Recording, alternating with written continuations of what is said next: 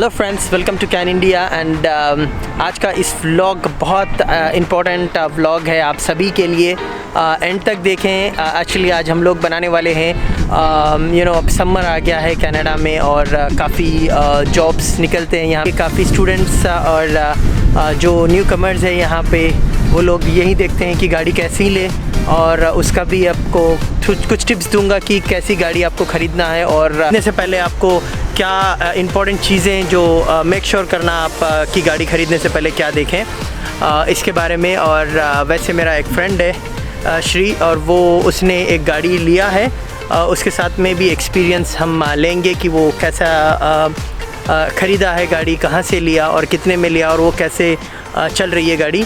इसका एक्सपीरियंस वो शेयर करेंगे और मैं उनके लिए वेट।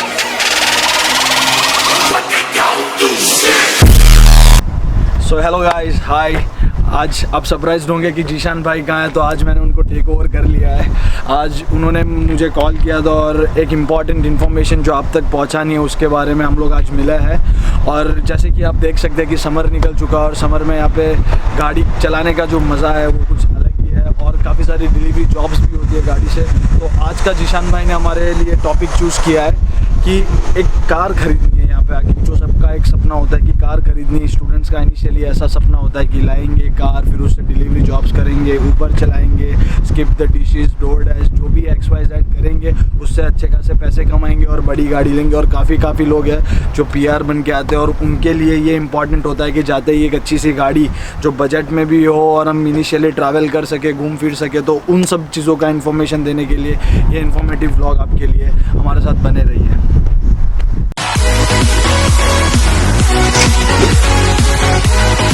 भाई ने मुझे इसलिए चूज़ किया है क्योंकि मैंने रिसेंटली एक गाड़ी खरीदी है 2010 Hyundai Sonata, और मेरा भी काफ़ी टाइम से इंडिया में ऐसा मन था कि मैं यहाँ पे कनाडा में आऊँ, गाड़ी लूँ, घूमूँ आजू बाजू, Quebec, Toronto, Niagara Falls, Montmorency Falls, जितनी भी जगह है सब जगह जाके आऊँ और काफ़ी सारा काम करूँ, और जो काम यहाँ पे करने आए वो उसको एक अंजाम दूँ।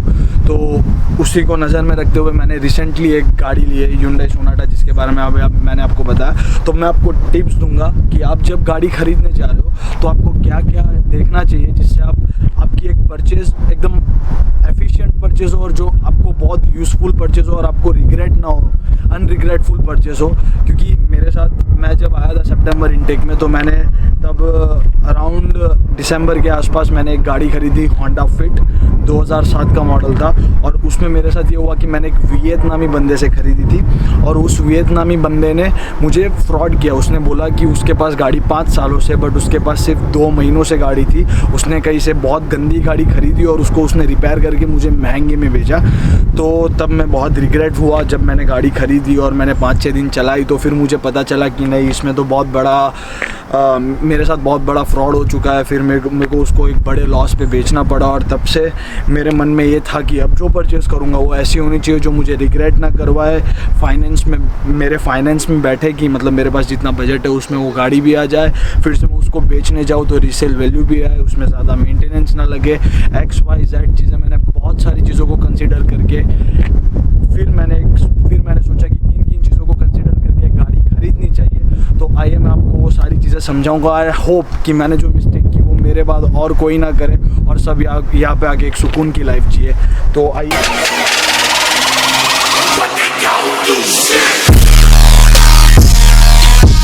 तो दोस्तों, ये वो गाड़ी जो मैंने खरीदी और मैं बहुत खुश हूँ। मैं बिल्कुल भी रिग्रेट नहीं कर रहा हूँ क्योंकि मैंने जो परचेज़ की वो द बेस्ट है। तो आइए मैं आपको दिखाता हूँ कि मैंने क्या क्या देख के गाड़ी खरीदी है। सबसे पहले, अगर आप इस साल आ रहे हो या फिर अगले साल आ रहे हो तो मेक श्योर कि आपकी गाड़ी का मॉडल 2010 के ऊपर हो। मैं इसलिए कह रहा हूँ क्योंकि उनकी इंजन क्वालिटी बहुत अच्छी होती है। जो गाड़ियाँ पुरानी होती है जैसे कि 2006, 2005, 2007, उनकी की कोई गारंटी नहीं दे सकता, और प्लस और डिपेंड करता है कि किसने कैसे चलाए, और जितनी पुरानी गाड़ी उतना ज़्यादा रिस्क।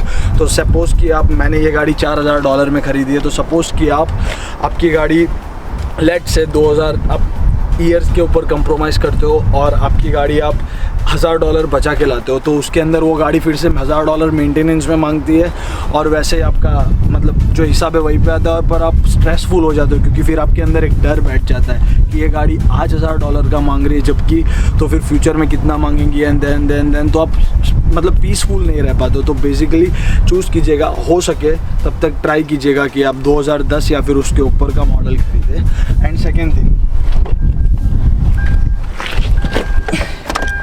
मैं बहुत नसीब वाला था कि मुझे गाड़ी बहुत कम चली हुई मिली।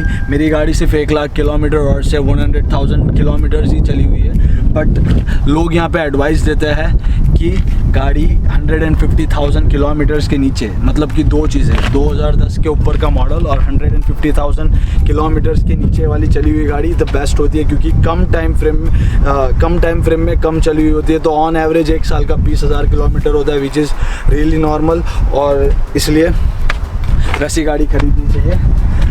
अब खरीदो प्लीज़।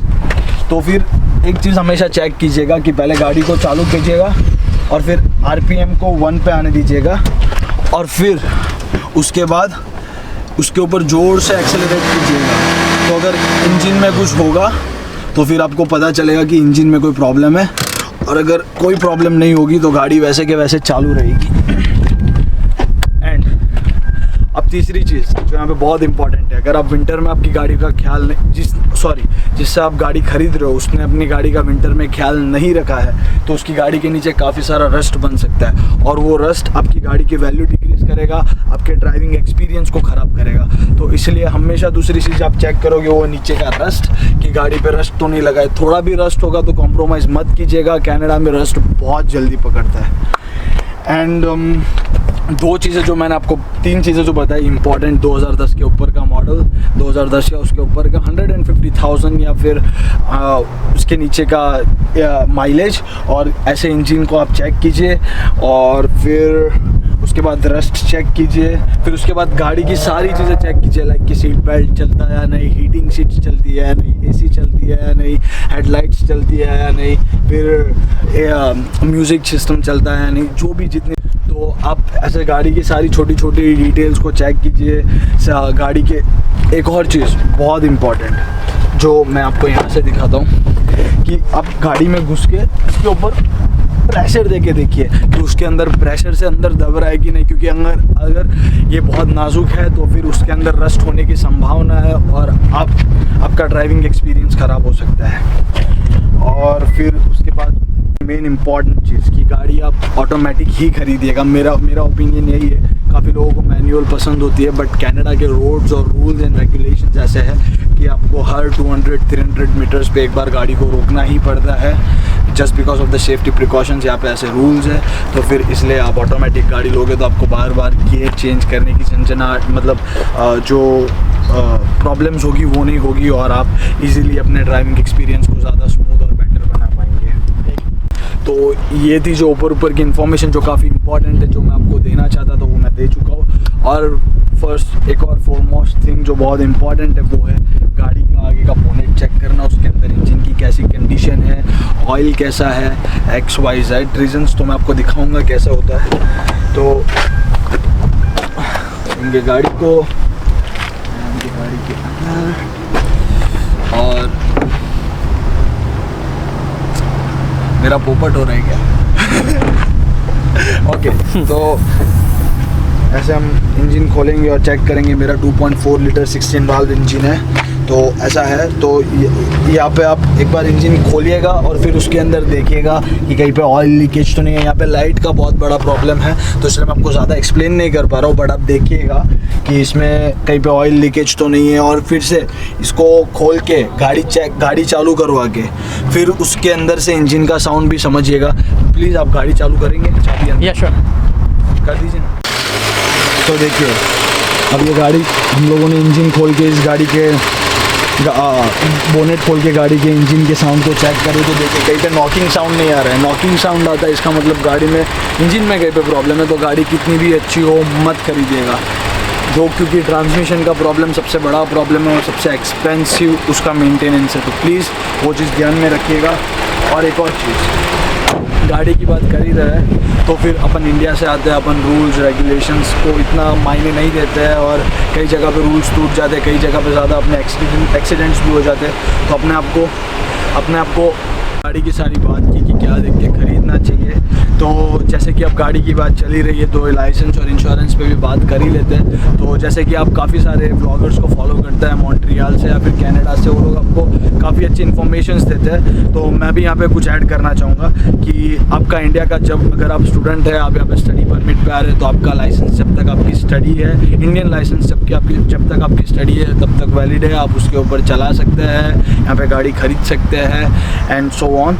और दूसरी चीज़ की तो गाइस जैसे कि अपन ने गाड़ी में क्या देख के ख़रीदना चाहिए उस चीज़ की बात की, तो बात करते हैं यहाँ पे आके क्या प्रोसीजर्स है लाइसेंस के, आपका इंडिया का लाइसेंस कितना चलेगा, XYZ चीज़ों के बारे में।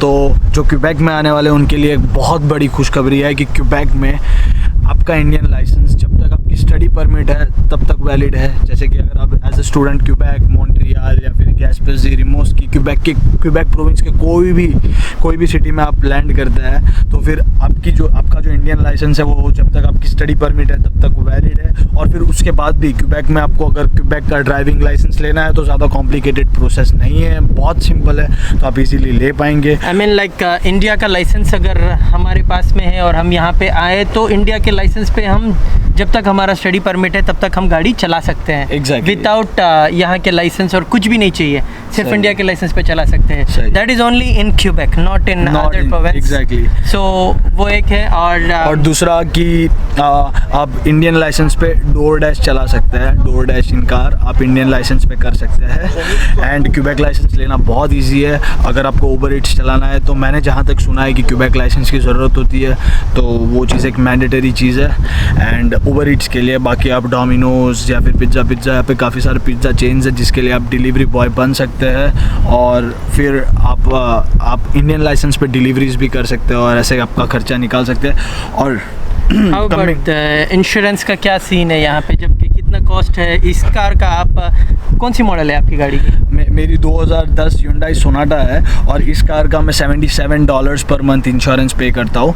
मेरा इंश्योरेंस है या फिर फुल नहीं, वन साइड इंश्योरेंस है। अगर इसमें अगर मुझे कोई डैमेज करता है तो फिर इंश्योरेंस कंपनी मुझे कवर करती है। अगर मैं किसी को डैमेज करता हूँ तो इंश्योरेंस कंपनी मुझे कवर नहीं करती है।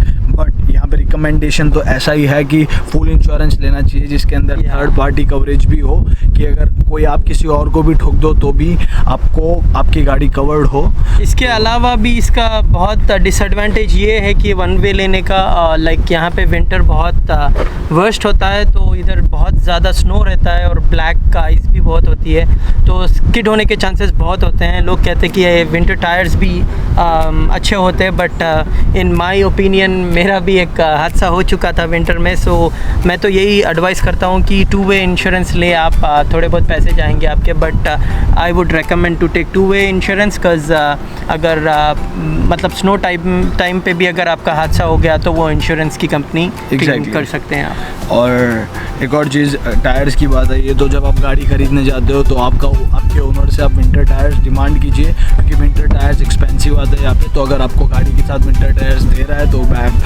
बेटर एंड बेस्ट है, उससे अच्छा कोई ऑप्शन नहीं है, क्योंकि विंटर टायर्स यहाँ पे बहुत नेसेसरी है और अच्छी क्वालिटी और एक अच्छा फ्यूचर बना है यहाँ पे। कनाडा बहुत अच्छी धरती है और एक बहुत अच्छा फ्यूचर आपको गारंटी करती है, क्योंकि अगर आप मेहनत करते हो तो आपका फ्यूचर 110% कनाडा में गारंटीड है। क्योंकि Canada is one of the developed countries and developed countries में होने का क्या फ़ायदा, और इसलिए आपने ये डिसीजन लिया है कि आपको कनाडा आना है। So I wish you luck for your journey, और आई होप कि ये दुनिया में जो कोरोना का माहौल चल रहा है वो जल्द से जल्द ख़त्म हो, सब कुछ ऑन टू द नॉर्मल आ जाए और सब फिर से अपन अपनी पीसफुल लाइफ्स के साथ कंटिन्यू करें। बट उसके पहले सब्सक्राइब, लाइक एंड शेयर जरूर करें कैन इंडियन। और दूसरी बात मैं एक और भी एडवाइस करना चाहता हूँ, हमेशा से मैं सबकी सपोर्ट करते हुए आया, हेल्प करते हुए आया हूँ। आज भी मैं ये व्लॉग्स बना रहा हूँ, इसका मकसद हम लोग का एक्सपीरियंस है। एक्चुअली हम दोस्त हैं तो हम एक दूसरे से गाते भी है और हम नाचते भी है, एंजॉय भी करते हैं साथ में। इनके साथ में बुरा एक्सपीरियंस हुआ तो इसने वीडियो देख के पूछा था मेरे से, तो मेरे को भी बहुत इन्फॉर्मेटिव लगा ये कि सबको पता होनी चाहिए इस व्लॉग के बारे में और ये कार के एक्सपीरियंस के बारे में। Exactly. सो जो भी इंडिया से आ रहे हैं, आपको कुछ भी हेल्प चाहिए होगा तो आप नीचे कमेंट सेक्शन में कमेंट करें, और आपको जो भी इंफॉर्मेशन आप जानना चाहते हैं वो हमें बताएं, तो हम पॉसिबल हो तो हम डेफिनेटली उसका व्लॉग बना के फिर दोबारा अपलोड करेंगे आपके लिए। Thank you so much for Thank you. Watching.